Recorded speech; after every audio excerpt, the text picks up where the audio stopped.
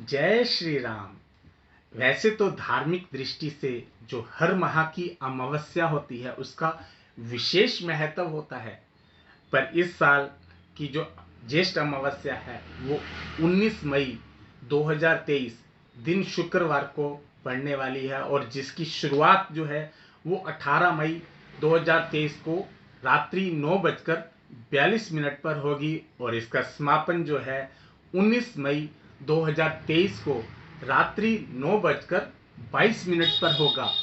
और हमारे जो ज्योतिष ग्रंथों में बताया गया है कि सोमवार, मंगलवार, गुरुवार और शुक्रवार को जो अमावस्या आती है वो देश के लिए बहुत ही शुभ होती है।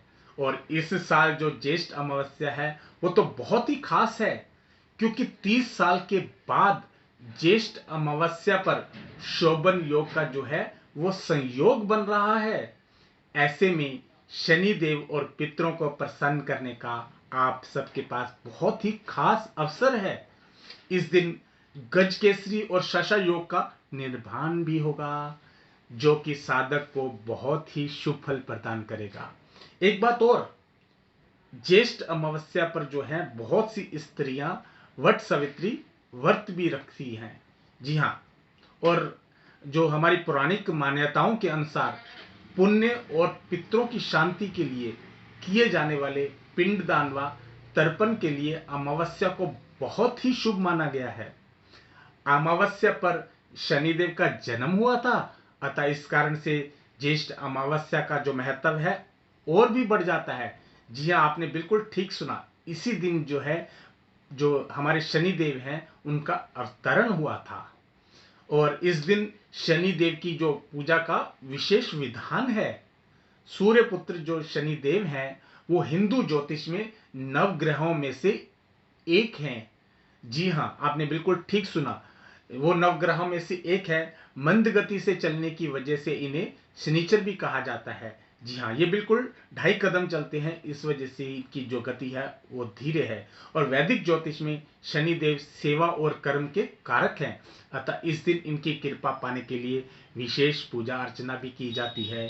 शनिदेव जो है वो न्याय के देवता हैं, उन्हें दंड अधिकारी और कलयुग का न्यायाधीश कहा गया है। शनिदेव शत्रु नहीं है, बल्कि संसार के सभी जीवों को उनके कर्मों का फल प्रदान करते हैं।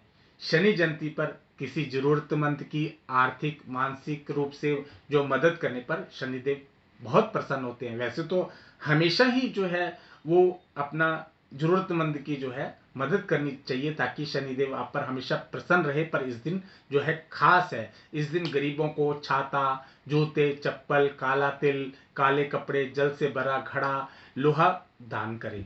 शनिदेव को जो है वो आप कड़वा तेल, काले तिल, काले कपड़े और नीले पुष्प जो है वो मंदिर में जाकर चढ़ाएं और शनि चालीसा का जाप तो जरूर करें। ऐसा करने से जो शनि की साढ़सती और ढैया से आप सबको मुक्ति मिलेगी और आर्थिक समस्याएं जो है आपकी वो दूर हो जाएंगी। लगे हाथ मैं आपको शनि देव की जन्म कथा भी सुना देता हूँ। जी हाँ, शनि देव के जन्म से संबंधित एक बहुत ही पुरानी कथा बहुत प्रचलित है और जिस कथा के अनुसार जो शनि देव हैं वो सूर्य देव और उनकी पत्नी छाया के पुत्र हैं, जबकि सूर्य देव का जो विवाह है वो संज्ञा से हुआ था और उन्हीं से यानी कि संज्ञा से ही उन्हें मनु, यम और यमुना के रूप में 3 संतानों की प्राप्ति हुई। विवाह के बाद कुछ वर्षों तक संज्ञा जो है वो सूर्य देव के साथ रही, लेकिन अधिक समय तक जो सूर्य देव के तेज को सहन नहीं कर पाती थी। इस वजह से उन्होंने सोचा कि मैं किसी वन स्थल पे जाकर तपस्या करती हूँ और उन्होंने अपनी छाया को जो है वो सूर्य देव की जो सेवा में छोड़ दिया और आप वो अपना तप करने के लिए चलेगी। और कुछ समय के बाद जो छाया के गर्भ से शनिदेव का जन्म हुआ। हालांकि सूर्यदेव को जब ये पता चला कि छाया जो है उनकी पत्नी नहीं है, असली पत्नी नहीं है, असल में वो संज्ञा नहीं है, तो वो बहुत क्रोधित हुए और उन्होंने शनिदेव को अपना पुत्र मानने से इनकार कर दिया। उसके बाद से ही शनि और सूर्य जो है वो पिता पुत्र होने के बावजूद भी एक दूसरे के प्रति बैर रखने लगे। एक बात और, शनि जयंती के साथ साथ ही उत्तर भारत में इस दिन महिलाएं अपनी पति की लंबी आयु के लिए वट सावित्री व्रत भी रखती हैं। इस दिन सत्यवान सावित्री की यमराज के साथ पूजा की जाती है। वट सावित्री व्रत ये सौभाग्यवती स्त्रियों का जो है वो प्रमुख पर्व है।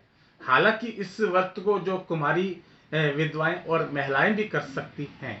इस दिन महिलाएं वट यानी कि बरगद के वृक्ष का पूजन करती हैं।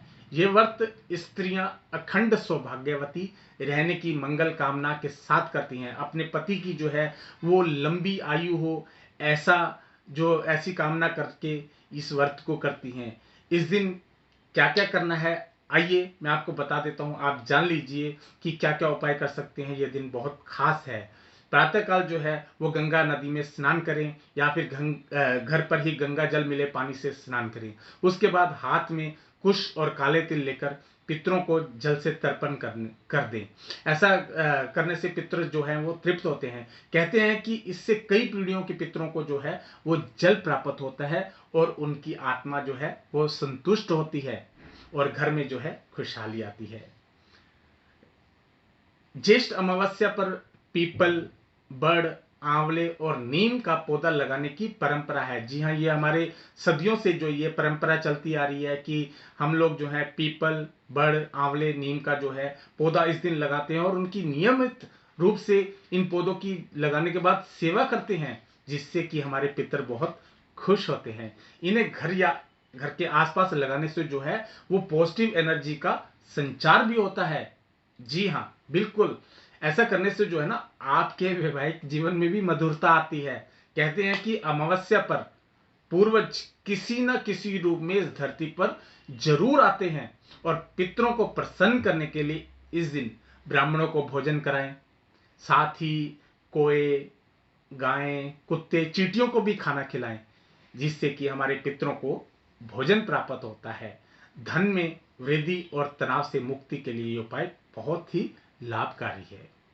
आप सब पर शनिदेव की दया दृष्टि बने रहे, इसी मंगल कामना के साथ मैं आपसे जल्दी ही दोबारा मिलने के लिए विदा लेता हूँ। जय श्री राम, जय श्री राम, जय श्री राम।